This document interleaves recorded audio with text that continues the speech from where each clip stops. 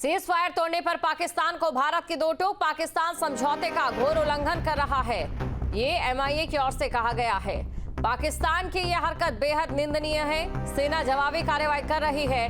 पाक स्थिति को ठीक से समझे। सेना हालात पर कड़ी नजर रख रही है। सेना को ठोस कदम उठाने के आदेश है। ये तमाम बातें कही गई हैं एमआईए की ओर से। ये बड़ी खबर आपको बता रही है।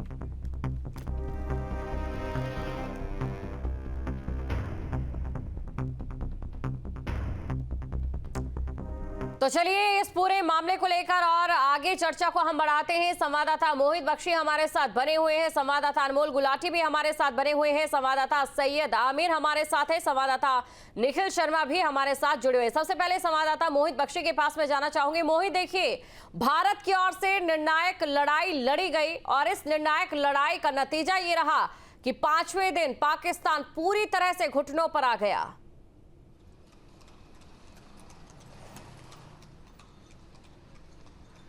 जी, पाकिस्तान घुटनों पर आना ही था, क्योंकि भारत एक बड़ी शक्ति है और मजबूत शक्ति है जो इस बात पर विश्वास करती है कि हमें शांति से रहना है, हमें युद्ध में नहीं जाना है और ना हम इस युद्ध में गए।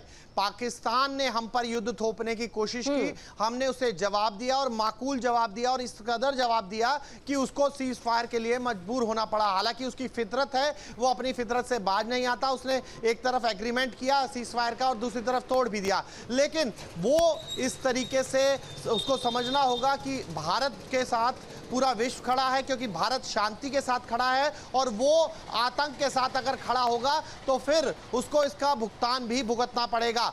अभी फिलहाल के लिए अगर तस्वीरें हम पंजाब की बात करें तो सरहदी इलाकों में काफ़ी हद तक जो है वो तस्वीर अब बदली हुई है। धीरे धीरे दुकानें खुलेंगी, रविवार का दिन है, बाजार खुलेंगे, लेकिन जो हालात बने थे बीते कई दिन में अब उनसे बदलती हुई तस्वीर ज़रूर नज़र आएगी। उम्मीद यही की जा रही है। बिल्कुल उम्मीद यही की जा रही है। संवाददाता अनमोल गुलाटी भी हमारे साथ बने हुए हैं। अनमोल, जहां पर आप अभी हैं वहां पर क्या तस्वीरें हैं? क्योंकि पंजाब के कुछ इलाके थे जो कि रेड अलर्ट भी हैं और इसी के साथ ही वहां पर कई ऐसी चीजें देखी गई। वहीं बात अगर हिमाचल की करें तो वहां से भी कुछ ऐसी ही तस्वीरें कल निकल कर सामने आई थी। लेकिन इसके साथ बड़ा सवाल ये कि भारत की ओर से जब पहल की जा रही थी तो पाकिस्तान की ओर से उस पहल पर नापाक हरकत दिखाई दी गई और नतीजा ये हुआ कि पाकिस्तान का 20% एयरबेस का इंफ्रास्ट्रक्चर अब पूरी तरह से तबाह है। जी बिल्कुल, देखिए, बेशक पहल भारत द्वारा की गई, लेकिन कहीं ना कहीं घुटने टेकने की स्थिति में पाकिस्तान भी था। लेकिन उसके बावजूद जब सीज फायर के लिए जो कि है दोनों देश मानते हुए नज़र आए, उसके बावजूद जो कि है पाकिस्तान अपनी हरकतों से बाज ना आया और पंजाब के कई इलाकों में ड्रोन्स जो कि है कल फिर से दिखाई दिए। पंजाब ही नहीं बल्कि जम्मू के अलावा राजस्थान के कई इलाकों में भी जो कि है ड्रोन्स देखे गए, जिसके चलते कहीं ना कहीं कहा जा सकता है कि सीज फायर वायलेशन जो की है वो पाकिस्तान द्वारा की गई। और कल रात एमईए की इस प्रेस कॉन्फ्रेंस में साफ तौर पर कहा गया कि अगर पाकिस्तान यही करता रहा तो इसको एक्ट ऑफ वॉर माना जाएगा। अब इस सब के बीच जो कि अगर पंजाब की स्थिति की बात की जाए तो तमाम पंजाब के जो बॉर्डर्स हैं वो काफ़ी ज़्यादा इस वक्त क्रूशियल स्टेट में, हालांकि स्थिति जो कि है फिलहाल सामान्य जो कि है सुबह से नज़र आ रही है। अमृतसर की बात की जाए तो अमृतसर में एडवाइजरी जो कि दी गई है कि शाम को ब्लैकआउट जो कि है अभी भी माना जाए और दिन में भी लोग जो कि अवॉइड करें, अपने घरों से बाहर निकलना कोशिश करें कि वो इंडोर्स में ही रहें, क्योंकि साफ तौर पे जो सीज फायर के बाद भी अगर ऐसा एक्शन जो कि पाकिस्तान ले सकता है तो पाकिस्तान का कोई भी भरोसा नहीं है। जिसके चलते अमृतसर, क्योंकि बॉर्डर इलाका है अमृतसर, JNK के बाद सबसे बड़ा बॉर्डर जो पाकिस्तान के साथ शेयर किया जाता है वो पंजाब शेयर करता है। और पंजाब की जो बॉर्डर बेल्ट है जो कि पठानकोट से शुरू होती है, पठानकोट, फिरोजपुर, फाजिलका, गुरदासपुर, तरन तारण, अमृतसर, फिरोजपुर, ये तमाम जो बॉर्डर बेल्ट है ये पूरी पाकिस्तान के साथ शेयर होती है। और पाकिस्तान के लिए अगर अटैक भी कभी करना होगा तो सबसे पहले जो की है वो पंजाब काफ़ी इजीली एक्सेसिबल टारगेट जो की है वो पाकिस्तान के लिए होता है।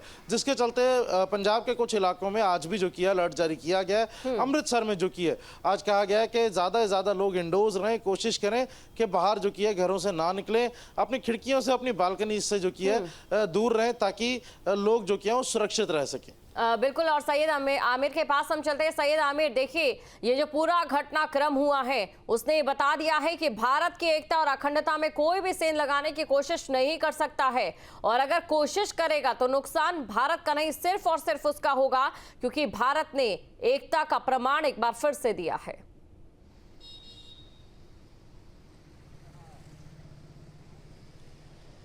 देखिए, मैं आपको बता दूं अभी की स्थिति क्या है, अभी क्या है हालात, ये दर्शक जानना चाहते हैं कि जम्मू में अभी की स्थिति क्या है। पहली बात तो ये कि स्थिति सामान्य होती जा रही है। तब तस्वीरें आपको दिखाते हैं, रोड पर लोग रूटीन जो मूवमेंट है, हालांकि अगर जब आप देखेंगे रोज़ाना सुबह के वक्त इतनी ज़्यादा परेशानी नहीं थी जितनी ज़्यादा रात को परेशानी थी, क्योंकि रात में पाकिस्तान जो है लगातार सीज़ फायर का उल्लंघन कर रहा था। लेकिन आप देखिए इस समय बिल्कुल स्थिति जो है सामान्य है, लोग आराम से अपनी अब धीरे धीरे दुकान खोलते हुए दिखाई दे रहे हैं, लोग जॉब पे जा रहे हैं और लोग जो है अपना सामान्य रूप से काम करते हुए दिखाई दे रहे हैं। बॉर्डर के इलाके के आसपास भी हम गए थे कल, वहां पर भी स्थिति जो थी हालांकि थोड़ी सा डर लोगों के अंदर था कि आने वाले समय में क्या होगा, लेकिन शाम को 5:30-6 बजे के बाद जब सीज फायर का ऐलान किया गया, दोनों देशों की तरफ से बातचीत हुई, उसके बाद से ही लगातार आप देखिए 8 बजे से लेकर के 10 बजे के बीच, 11 बजे के बीच लगातार जो है ड्रोन्स देखे गए।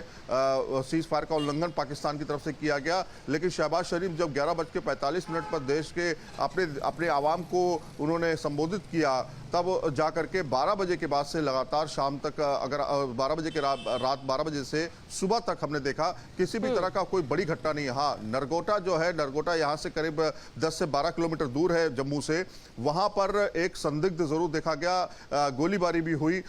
ये आतंकवादी घटना हो सकती है, इसमें स्पष्ट अभी कुछ नहीं कहा जा सकता, लेकिन ये जरूर हुआ है। वहां पे हम पहुंचने की हमने कोशिश की थी, लेकिन वहां पहुंच नहीं सके, अंधेरा बहुत था। तो इस तरह की सिचुएशन है, लेकिन पाकिस्तान अब बाज आएगा या नहीं आएगा, आज शाम को, आज रात को फिर देखना पड़ेगा। क्योंकि देखिए सीज फायर का उल्लंघन वो सुबह के वक्त बॉर्डर इलाकों पे, खासतौर पे अगर हम पुंछ की बात करें, राजौरी की बात करें, वहां पर तो सीधे उसने डायरेक्ट अटैक किया था। लेकिन जो ड्रोन से हमले किए खासतौर पे, वो कई ऐसे इलाकों पे, जैसे कि जम्मू की हम बात करें, इसके अलावा श्रीनगर की बात करें, या फिर इधर पंजाब की बात करें, या फिर राजस्थान की बात करें, वहां पे आपने देखा कि ड्रोन से अटैक कर रहा था वो लगातार। तो वो आज होगा कि नहीं होगा, क्या आज भी सीज फायर का उल्लंघन रात में देखा जाएगा या नहीं देखा जाएगा, ये देखने वाली बात होगी। क्योंकि पाकिस्तान जो है बाज नहीं आता है, लगातार वो सीज फायर की बात तो करता है, लेकिन वो उल्लंघन भी सबसे पहले वही करता है। सैयद, कुल मिलाकर पाकिस्तान इस समय पूरी तरह से दागदार है। पाकिस्तान के इतिहास को लेकर अगर हम बात करें, निखिल शर्मा हमारे साथ बने हुए, निखिल के पास चलते हैं। निखिल, देखिए पूरे भारत में असर देखा गया था, ये जो पूरा सिनेरियो चला था। बात अगर यूपी की करें तो यूपी में भी आईपीएल का जो मैच होना था स्थगित किया गया था। फिलहाल मौजूदा तस्वीर, और इसी के साथ एक सवाल ये भी कि भारत ने सिर्फ बुनियादी चोट ही पाकिस्तान को नहीं पहुंचाई, विश्व में एक ऐसी चोट भी पाकिस्तान को दी है जिसका पाकिस्तान हमेशा ये कहता रहेगा कि भारत ने उसे तोड़ दिया, और वहीं दूसरी तरफ वहां के राजनीतिक समीकरणों को भी पूरी तरह से बदल दिया।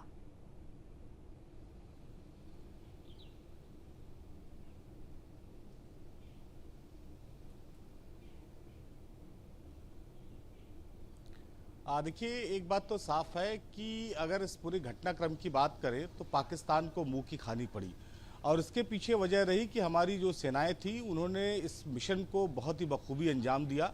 जहां तक आप बात उत्तर प्रदेश की कर रही, तो उत्तर प्रदेश कभी भी किसी भी युद्ध में उत्तर प्रदेश के जो जवान हैं वो मजबूती के साथ हिस्सा लेते हैं। और उत्तर प्रदेश से आज एक बड़ी खबर भी है, आज उत्तर प्रदेश में की राजधानी लखनऊ से ब्रह्मोस मिसाइल, वो भी, उसका भी निर्माण आज से शुरू हो जाएगा। और लगभग 300 करोड़ रुपए का ये प्रोजेक्ट था जिसका उत्पादन आज से शुरू हो जाएगा।